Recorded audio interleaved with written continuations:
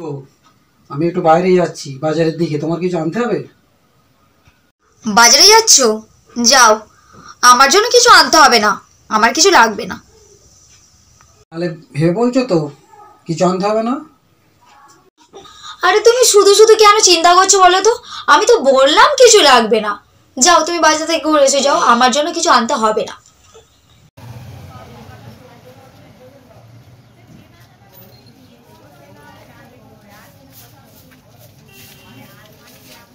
Hello, হ্যাঁ বলছিলাম কি এই বাজারের দিকে এসেছিলাম।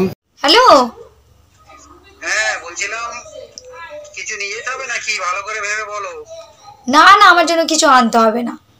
এই লাস্ট বারের জন্য আবার বলছি, আবার যেন পরে বলোনি কিছু। ও, তুমি এসে গেছো?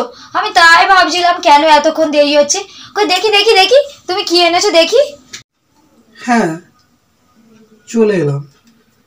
তা তুমি তো বললে কিছু আনতে হবে না, ফোন করলাম দোকান থেকে দাঁড়িয়ে দাঁড়িয়ে, এখন বলছো আমার জন্য কিছু আনোনি, এখন বলছো আমার জন্য কিচ্ছু আনলে না। কিছু আনুনি? তোমার তো পুরো হাত ফাঁকা। আনুনি মানে? আমি বারণ করেছি তোমায় কিছু আনতে? আমি শুধু বলেছি আমার জন্য কিছু আনবে না। কিছু মানে আমার প্রয়োজনীয় কিছু আনতে বারণ করেছি, কিন্তু আমার কোনো খাবার তো আনতে তোমায় বারণ করিনি। তাহলে বুঝেছো তো তুমি কেমন কথা শুনে আমার চলো। যা বাবা, এই জন্যেই বলে মেয়েদের মন বোঝা বড়ই দায়। এরা যে কি দিয়ে তৈরি। কি বললে তুমি আমায়? আরেকবার বলো দেখি। না না, পালাচ্ছ কোথায়? আরেকবার বলো দেখি। আমি পারি না আর পারি না, আমি কেন মরি না।